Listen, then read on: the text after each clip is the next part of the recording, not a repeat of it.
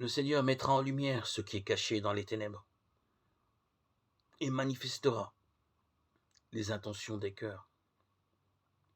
Et alors pour chacun, l'approbation viendra de Dieu.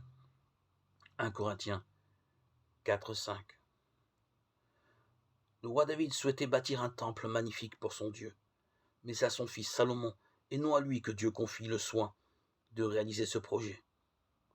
Pourtant, l'intention de David, inspirée par son amour pour Dieu, a plu à l'Éternel qui lui dit « Tu as bien fait de l'avoir eu à cœur » 1 Roi 8, 18.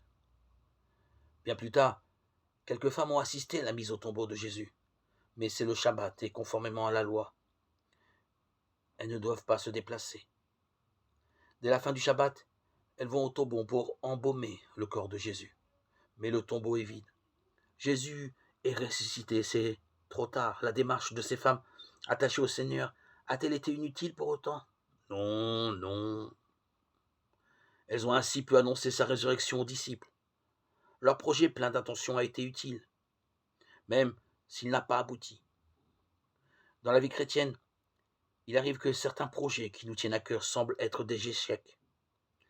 Un long trajet pour rendre visite à un ami hospitalisé qui n'est pas dans sa chambre, une invitation annulée à la dernière minute.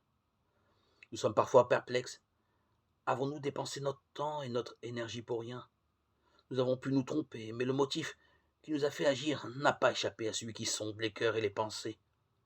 Une démarche apparemment inutile à sa valeur pour celui qui apprécie, non pas le résultat visible, mais les motifs intérieurs.